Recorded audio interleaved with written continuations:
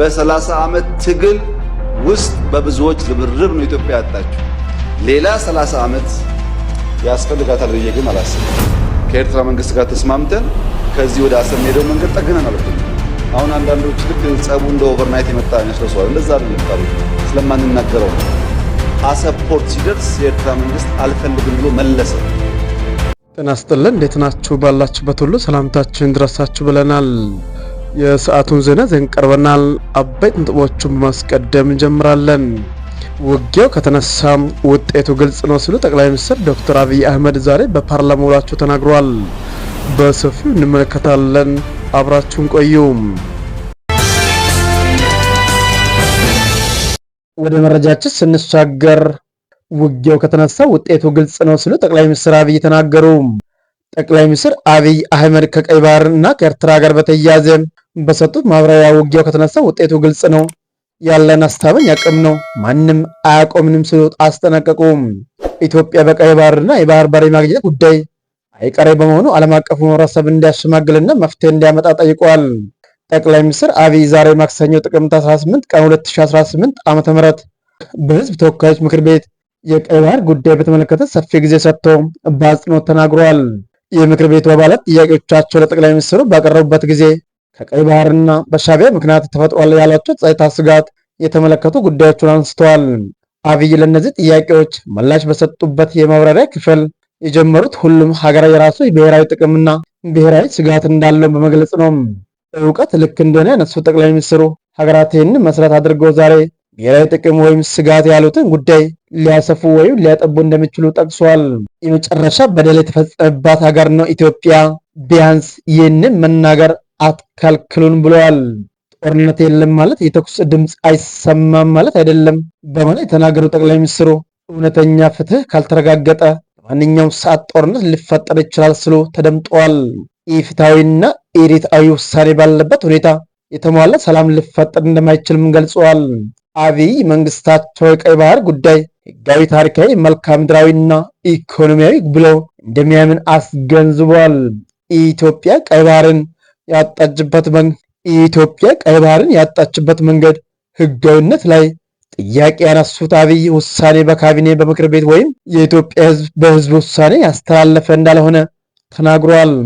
ማጣት ቀይ ባህርን የሚያክል ነገር ያጣንበት መንገድ ህጋዊነት ችግር እንዳለበት ማሳየት ተቋሞች ያልገቡበት ካቢኔው አያውቆም እንዴት እንዳጣነው የሚያስረዳ አንድ ገጽ ወረቀት ማግኘት አልቻልንም ሲሉ ለኢትዮጵያ የባህር በር የማግኘት ነገር የህልውና ጉዳይ በመሆኑ በቀላሉ እንደማይታይ ገልጿል።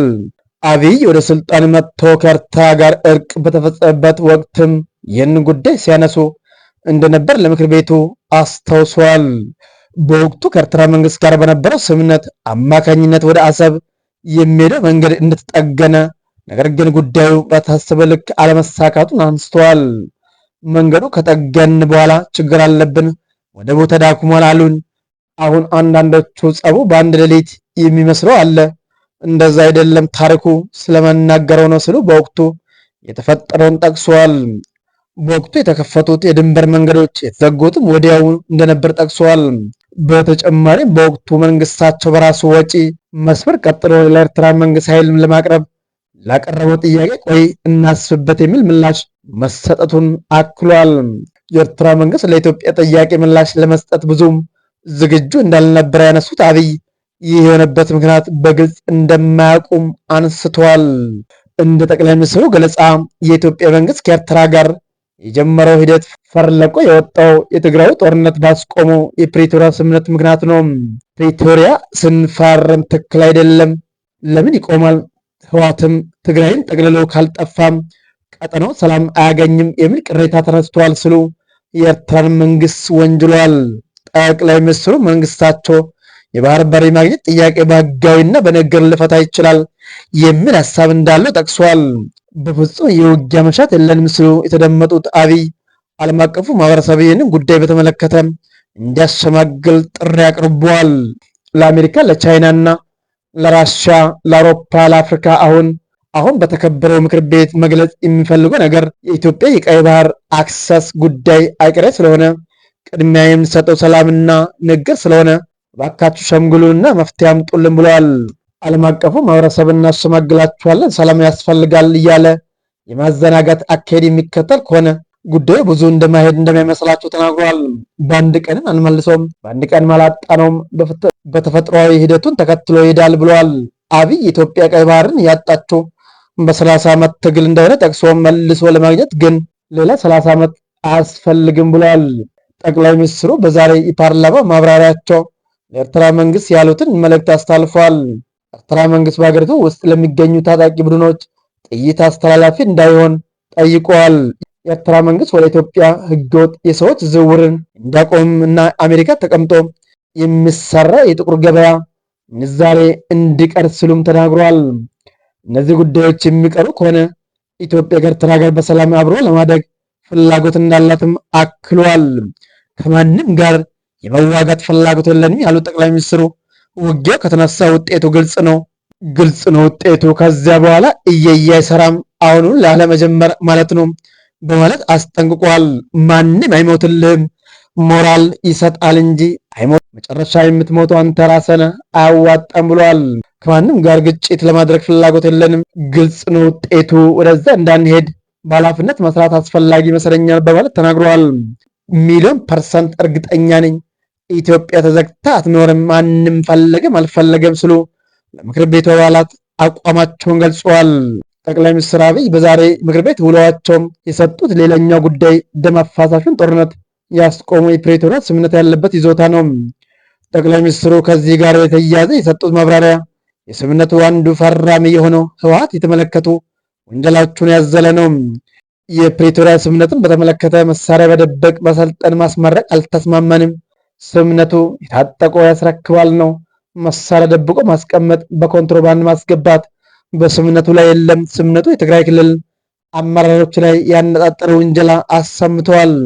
ማንኛውም ከውጭ ሀገር ጋር የሚደረግ ግንኙነት መካሄድ ያለበት በፌዴራል መንግስት በኩል መሆኑን ያነሱት ጠቅላይ ሚኒስትሩ እነሱ ከውጭ ሀገር መንግስት ጋር እያደረጉ ነው ሲሉ ውንጀላ አዘል ጥያቄ ለምክር ቤቱ አቅርበዋል። በትግራይ ክልል ያሉ ተፈናቃዮች ራያ ላይ እንደመለሰው፣ ጸለምት ላይ እንደመለስነው ወልቃይት ላይ መመለስ እንዳለበት ይህ የመንግስት ጽኑ አቋም ነው ሲሉ ተናግረዋል። በአማራና በትግራይ ክልሎች ይገባኛል ጥያቄ ያለባቸው አካባቢዎች በተመለከተ ራሱ ህገ መንግስቱ ምላሽ አለው። በክልሎች መካከል ድንበር የለም፣ ወሰን ብቻ ነው ያለው ህገ መንግስቱ። ቀበሌ ግን አያሰምርም ያሉት አብይ የአከራካሪ አካባቢዎች ጉዳይ መወሰን ያለበት በህዝበ ውሳኔ መሆኑን አስምሮበታል። የወልቃይት ጥያቄ ልዩ አይደለም፣ ሁሉም ሀገር ጥያቄ አለ ያሉት ጠቅላይ ሚኒስትሩ የወልቃይት ይህን በሌሎች አካባቢዎች ያለ የይገባኛል ጥያቄ በሰላማዊ መንገድ በመመለስ እንዳለበት ተናግረዋል። ወልቃይት ከ25 እና 30 ዓመት በጎንደር ከነበረበት ወደ ትግራይ ተካሏል። ውጊያው ሲፈጠር ወደዚህ ተመልሷል ያሉት አብይ ጥያቄው በህዝበ ውሳኔ ካልተመለሰ እንደኛው ደግሞ ጉልበት ሲያገኝ ይወስዷል ብለዋል። እስካሁን ለወልቃይት ፌዴራል መንግስት ባጀት እየመደበ አይደለም ያሉት ጠቅላይ ሚኒስትሩ ይህ የሆነው ችግሩ ስላልተፈታ እንደሆነ በመጥቀስ ባጀት አለመመደቡ ትክክል አይደለም ብለዋል።